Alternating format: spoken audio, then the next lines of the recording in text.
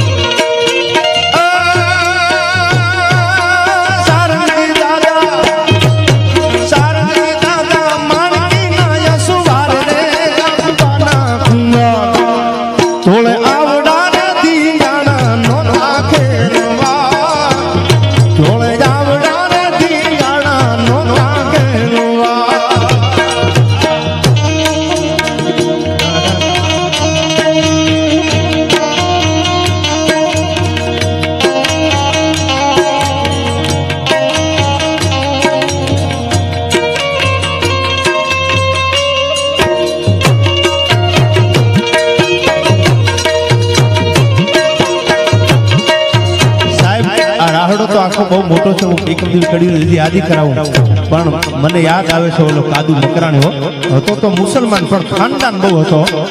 સાહેબ માંડલપણના મકરાણીને રાત રોકાતો એટલે જુનાગઢ સામે બારવટું હતું એમાં માંડલપણના મકરાણી ફાતમાએ કાદુ મકરાણીનો હાથ ઝાલ્યો એ કે હું તારા મર્દાનગીની માથે ઓળગોળ છું મારી યાર નિકામ પટી લે એટલે માંડલપણના મકરાણીની ફાતમાનો હાથ મુકાવી દીધો કાદુ મકરાણીઓ એ કે હું કાદરબક્ષ જુનાગઢ સામે બારવટે નીકળ્યો છું કોઈની બેન દીકરીની આબરૂ લેવા કાદુ નથી નીકળ્યો સાહેબ આના રાહડા લખાય હે કરીને હામાં ઉભા રહી જાય ને પાવૈયા બુદ્ધિ ફીર ન થાય એવા ડુંગરે ડુંગરે કાદુડાના ડાયરા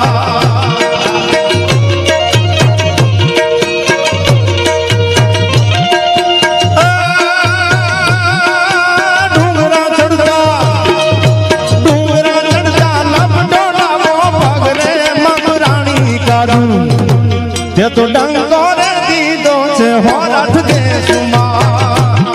તો ડંકો રે દીધો છે હોરઠ દેશમાં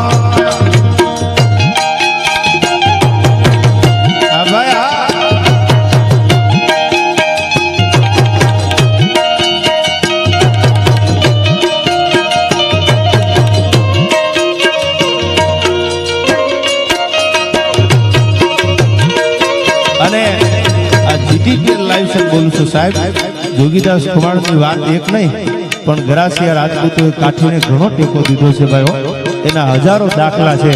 અને વાવડી રામવાળા માટે આ બે કડી યાદ આવે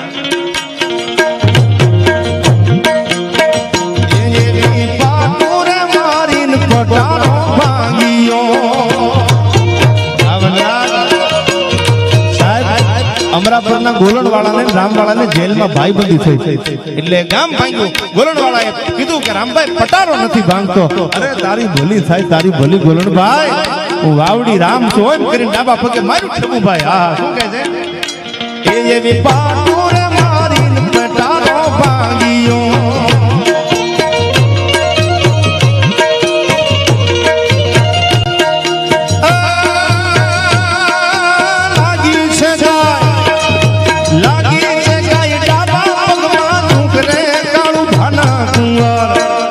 તોળે આવડા રે બારવટા નોતા ખેલવા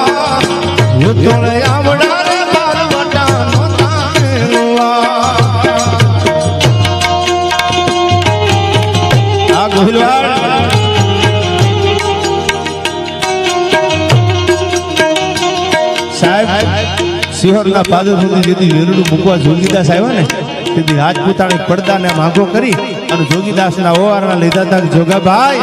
તારું બારવટું એક દી હોનાની મૂછે પાર ન પડાવું તો હું રાજપૂતાણી ન કહેવા હો. આ મજા હતી ભાઈ.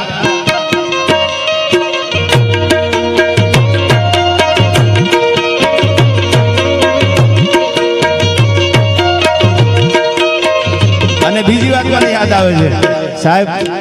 જામનગર જામ સાહેબ